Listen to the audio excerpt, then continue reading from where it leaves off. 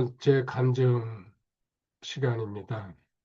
나의 고백이라는 제목으로 또 새 생명의 이제 길에서 출발하면서 그동안 지나온 이야기를 짧게 정리해서 간증하도록 하겠습니다.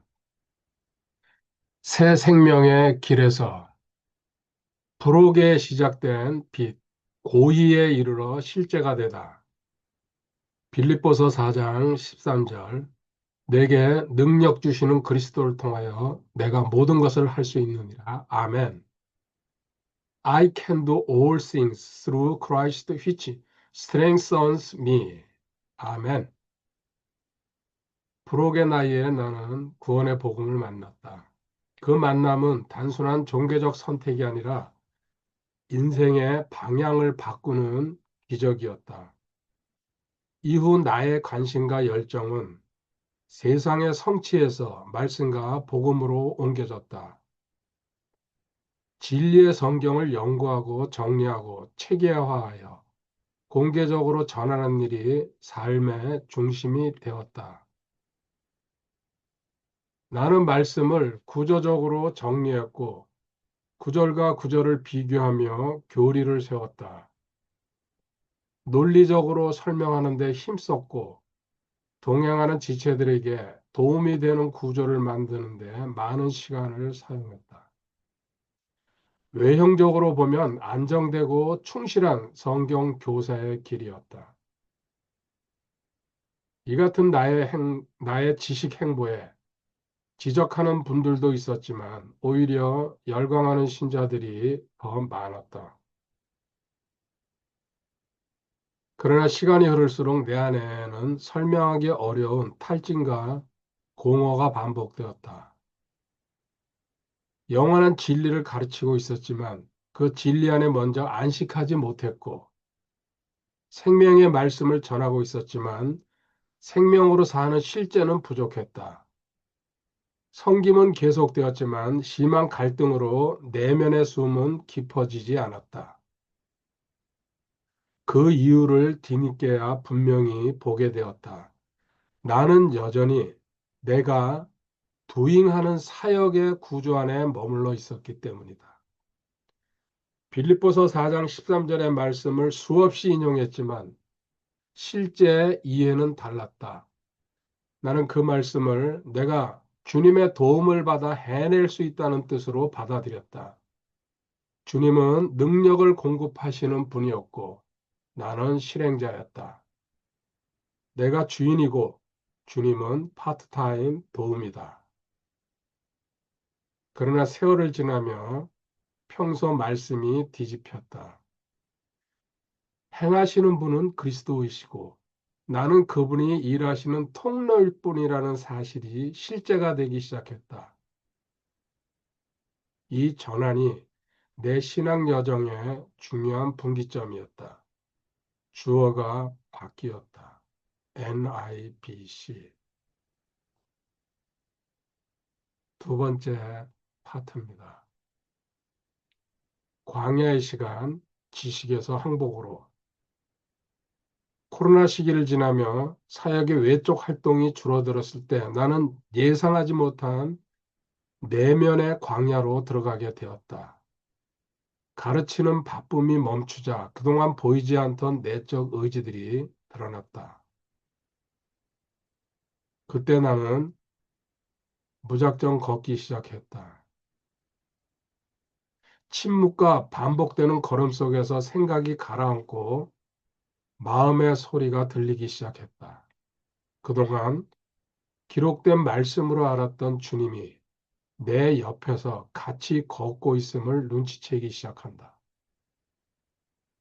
시작은 집 근처 둘레길과 산길을 걸었고 이어서 해변의 모래, 뻘밭에서 맨발로 오랜 시간을 걸으며 보냈다. 산과 바다, 자연 속에서 보내는 긴 시간은 단순한 휴식이 아니라 내적 해체의 과정이었다. 서서히 깨어지고 부셔지고 박살나고 그리고 죽음의 시간이 지나가고 있다. 내가 붙들고 있던 확신, 자부심, 사역의 성취감이 하나씩 흔들리기 시작했다. 당시 성모도 끝 상주산 정상에서 드린 유언 기도는 마치 죽음과도 같았다. 그 시간은 감정적 고조가 아니라 존재의 구조가 무너지는 경험이었다. 그 자리에서 마음 깊은 곳에 하나의 질문이 또렷하게 들려왔다.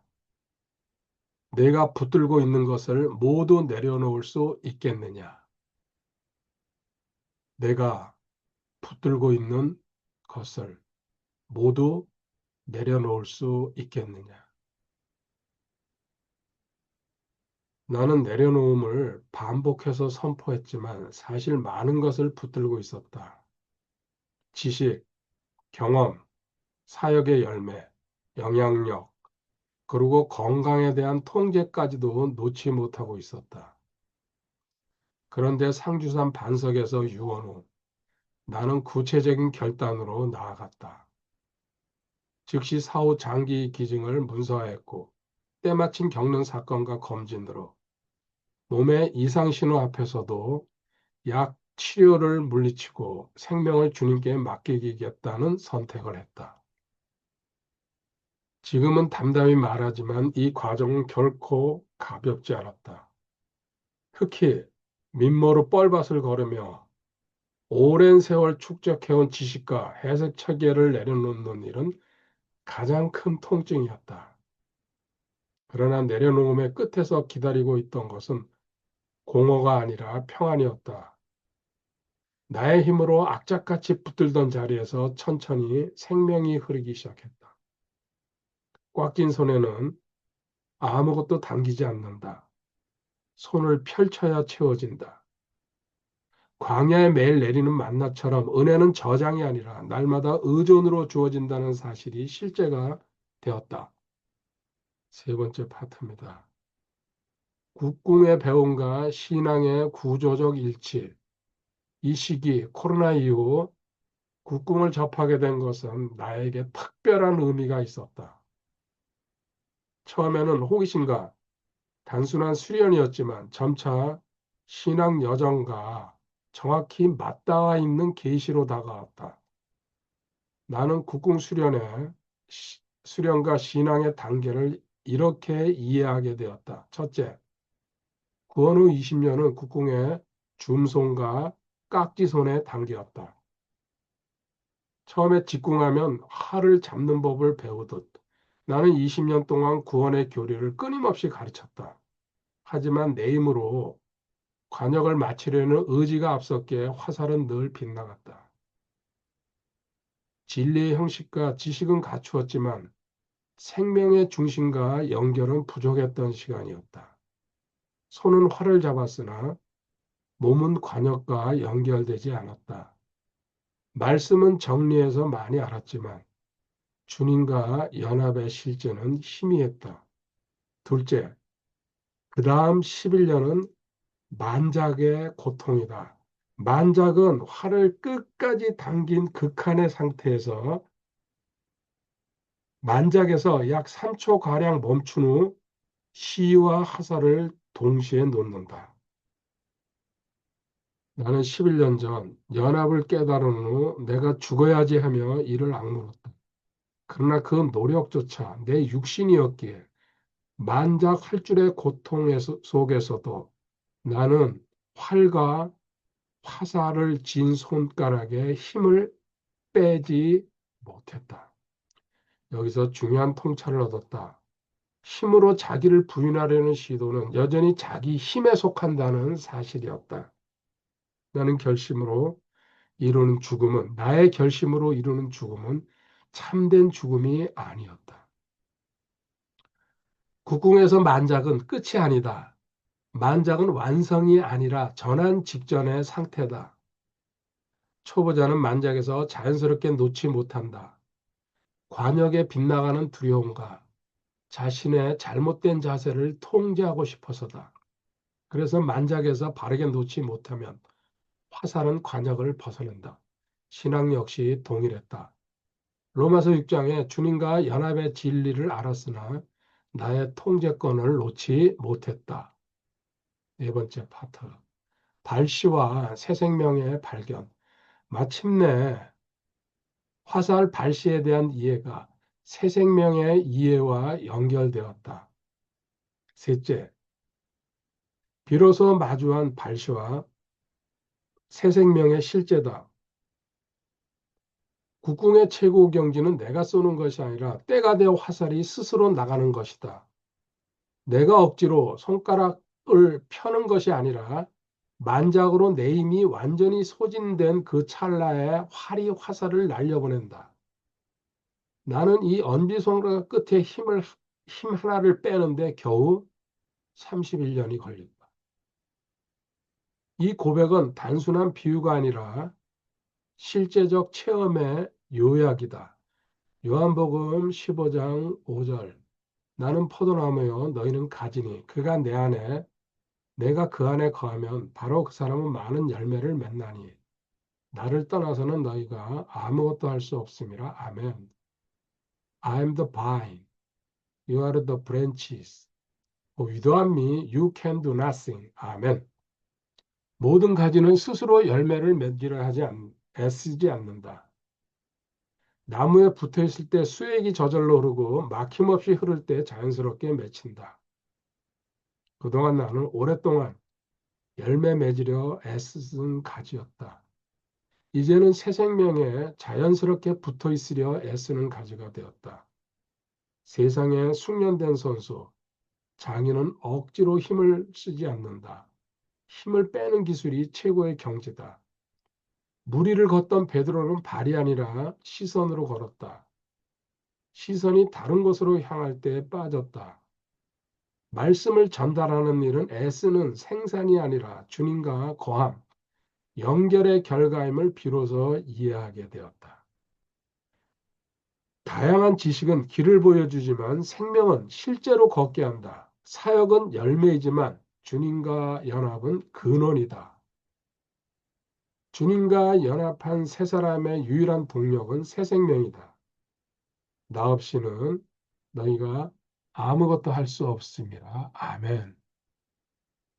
다섯 번째 파트. 이제는 내가 아니요. NIBC. 나는 말씀을 사랑했다. 성경적 논리와 구조를 사랑했다.